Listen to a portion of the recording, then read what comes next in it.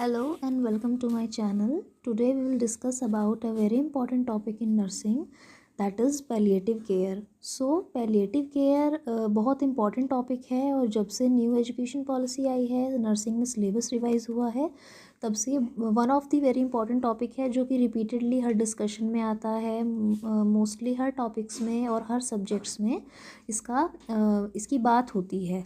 तो अभी palliative care के बारे में डिस्कस करेंगे, ये क्या होता है, इसके क्या क्या कंपोनेंट्स होते हैं, क्या क्या चीज़ें इसमें इन्वॉल्व रहती हैं, किस किस को दी जाती है, कब आप ये दे सकते हो। सो डिस्कस करते हैं। So what is palliative care.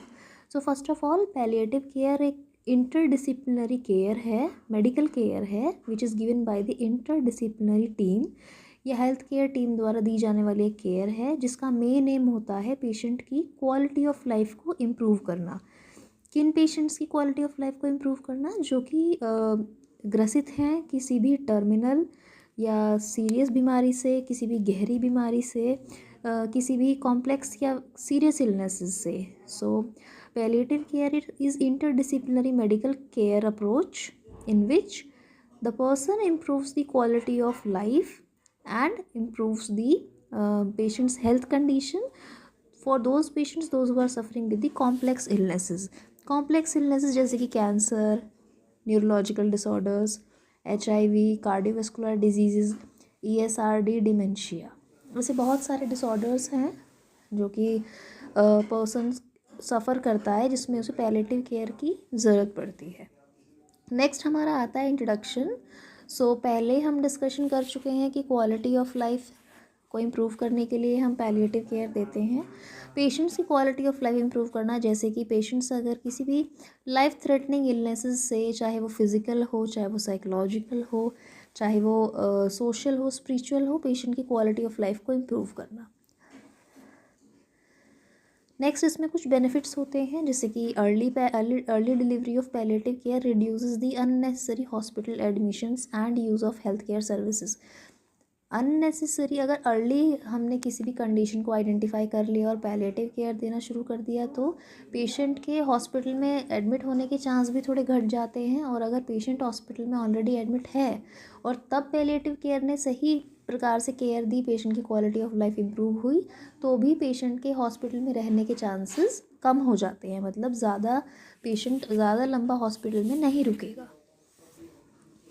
इस तरीके की बहुत सारी केयर्स हैं जो कि जैसे कि फ़िज़िकल केयर हो गई, साइकोलॉजिकल केयर हो गई, सोशल केयर है, स्पिरिचुअल केयर है।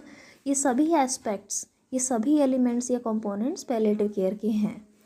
अब हम थोड़ा डेफिनेशन के बारे में डिस्कस करेंगे।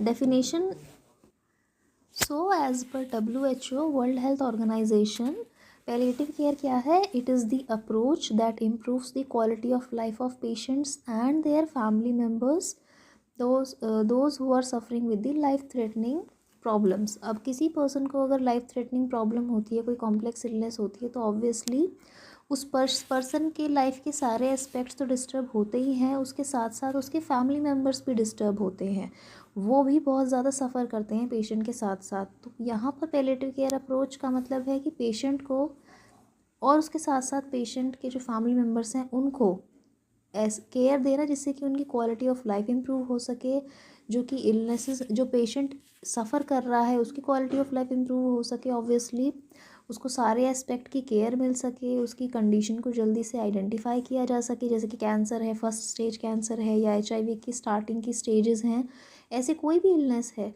तो स्टार्टिंग की स्टेज को आइडेंटिफाई किया जा सके डिटेल एग्जामिनेशन करके, जैसे इसमें लिखा है early identification and impeccable assessment, यानी कि detailed through out physical examination assessment करना है पेशेंट का, जिससे कि उसकी सभी प्रकार की प्रॉब्लम्स या परेशानियां समझ में आ जाएं और पेशेंट को फिर हम उसी प्रकार से प्लान ऑफ केयर बनाएं और पेशेंट को फिर हम केयर प्रोवाइड करें। सो ये भी you can read, this is the history of palliative care. So बहुत ज़्यादा मैं यहाँ पे रीड नहीं करूँगी, लेकिन you can study, you can see in the slide the concept of palliative care was introduced in India in the mid 80s में जो कॉन्सेप्ट था पैलिएटिव केयर का वो एस्टैब्लिश हुआ था। देन उसके बाद जो नेशनल कैंसर कंट्रोल प्रोग्राम है गवर्नमेंट ऑफ इंडिया का, वो भी आया था। ऐसी 1 by 1 आप देख सकते हैं। Next is DNIP care. DNIP क्या है? एक NGO है जो कि दिल्ली बेस्ड NGO है। इसकी फुल फॉर्म भी यही है, डेलहाइट्स national initiative in palliative care activities. So ये एक NGO है जो कि पैलिएटिव केयर के एस्पेक्ट में काम करता है। कब एस्टैब्लिश हुआ था ये? 15 अगस्त 2008 को। इसका मेन पर्पस क्या है? लाइक होम विजिट्स करना, और जो पुअर पेशेंट्स हैं जो कि अपना ट्रीटमेंट अफोर्ड नहीं कर सकते, उन पेशेंट्स को फूड प्रोवाइड करना, उन पेशेंट्स को मेडिकल सपोर्ट प्रोवाइड करना। मेडिकल सपोर्ट में उनको मेडिसिन्स, उनके टेस्ट, जो भी डायग्नोस्टिक टेस्ट होते हैं, उनको काउंसलिंग प्रोवाइड करना। और इवन दो जो बेड रिडन पेशेंट्स होते हैं, लंबे समय से जो बेड पर ही मतलब बेड रिडन, बेड पर रहते हैं किसी भी बीमारी के कारण, उन पेशेंट्स को वाटर बेड्स प्रोवाइड करना। तो ये इसका पर्पस है DNIP केयर इंस्टीट्यूट का, NGO का। Next we will discuss DNIP care के बारे में। तो हमने काफ़ी कुछ डिस्कस कर लिया है। आई थिंक इसके एस्पेक्ट्स और इसके फंक्शंस भी काफ़ी अच्छे से आपको समझ में आ गए हैं। Next is palliative care approach. So approach में एम, फर्स्ट इज़ एम हमने पहले भी कई बार डिस्कस किया है कि इसका एम क्या है? पेशेंट की क्वालिटी ऑफ लाइफ को इम्प्रूव करके। कैसे क्वालिटी ऑफ लाइफ इम्प्रूव होगी? जब तक हम पेशेंट की physical, social, psychological, spiritual wellbeing को अपलिफ्ट नहीं करते तब तक। Next is approach of care. Palliative care का अप्रोच क्या है? क्यों देते हैं पैलिएटिव केयर, या कौन दे सकता है पैलिएटिव केयर? तो palliative care usually nurses, doctors और जितने भी हेल्थ केयर वर्कर्स हैं, जैसे कि ऑक्यूपेशनल थेरेपिस्ट हैं, साइकोलॉजिस्ट हैं, फार्मासिस्ट हैं, इन सभी की एक टीम द्वारा दी जाने वाली एक केयर है, एक अप्रोच है, जिसमें हम सारे कंपोनेंट्स जो कि मेन कंपोनेंट्स हैं पेशेंट के लिए, उसकी हेल्थ के लिए, वो कवर करते हैं। और किसी भी प्रकार की पेशेंट को प्रेफरेंसेस होती हैं या प्रॉब्लम होती है, उसको हम सुनते भी हैं और उसका सॉल्यूशन प्रोवाइड करने में भी पेशेंट की हम हेल्प करते हैं। नेक्स्ट ही goals of palliative care. So क्या क्या गोल्स हो सकते हैं पैलिएटिव केयर के? पहला है relieve pain and other symptoms. जो भी पेशेंट्स के सिम्टम हैं, पेशेंट को प्रॉब्लम है, उन सभी सिम्टम्स को रिड्यूस करना है। पेन के साथ साथ जो भी सिम्टम हो सकता है, नोज़िया, वॉमिटिंग, फीवर, या जो भी कंडीशन से रिलेटेड प्रॉब्लम है, उनको सॉल्व करना है। पेशेंट्स की सफरिंग को कम करना है। पेशेंट के जो भी इमोशनल, स्पिरिचुअल या फीलिंग्स हैं पेशेंट की, उनको सुनना है, उनके नीड्स को फुलफ़िल करना है। इवन दो पेशेंट के जो केयर गिवर्स हैं, उनको भी हमें सुनना है, काउंसलिंग करनी है, पेशेंट की प्रेफरेंसेस को जानना है, क्या वो चाहते हैं अपने में भी लास्ट आवर्स में, उनकी क्या इच्छा है। और कोऑर्डिनेटिंग केयर, जैसे कि हेल्थ केयर टीम मेंबर्स हैं, आपस में अगर कोऑर्डिनेशन नहीं होगा, एक दूसरे के बारे में अगर उन्हें पता नहीं होगा, तो they can not provide a proper care plan to the patient. So इसलिए आपस में कोऑर्डिनेशन करना ज़रूरी है। Improves quality of life during illness के टाइम पे भी पेशेंट की जो लाइफ की क्वालिटी है उसको इम्प्रूव करना है। Next, principles of palliative care. अब क्या क्या प्रिंसिपल्स हैं?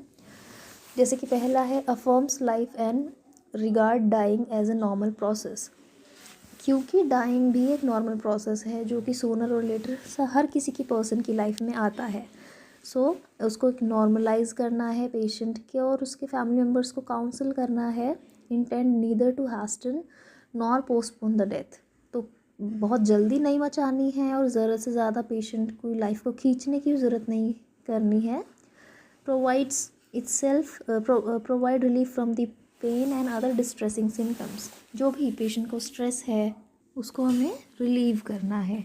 Next is integrate the psychological and spiritual aspect of care. बार बार ये चीज़ें आ रही हैं कि जितने भी एस्पेक्ट होते हैं उनको कवर करना है, क्योंकि होलिस्टिक केयर देना बहुत ज़्यादा इम्पॉर्टेंट है। Then offers a support system to patients as well as actively listens to the patient until death. Patient को लाइफ को इम्पोर्टेंस देनी है जब तक डेथ अप्रोच नहीं कर लेती पेशेंट को, उसकी लाइफ को इम्पोर्टेंस देनी है, उसको सुनना है, उसको केयर प्रोवाइड करनी है। पेशेंट को इवन तो पेशेंट की फैमिली मेम्बर्स को भी उस टाइम पे उस ग्रीफ से लड़ने के लिए, स्ट्रेसफुल सिचुएशन को कैसे कॉप अप करना है, ये सब आपको समझाना है, उनको गाइड करना है, क्या क्या वो मेथड्स यूज़ कर सकते हैं। This everything they should know. और कभी भी पेशेंट को कुछ भी नेगेटिव कमेंट पास नहीं करना है, या पेशेंट के रिलेटिव्स को कि आप भी थक जाते हो या वगैरह कुछ भी ऐसा नहीं करना है जैसे कि पेशेंट को या पेशेंट के रिलेटिव्स को दुख पहुँचे या उनकी फीलिंग्स हर्ट हो, क्योंकि अगेन सारे एस्पेक्ट्स कवर करेंगे तभी पेशेंट की क्वालिटी ऑफ लाइफ इम्प्रूव होगी।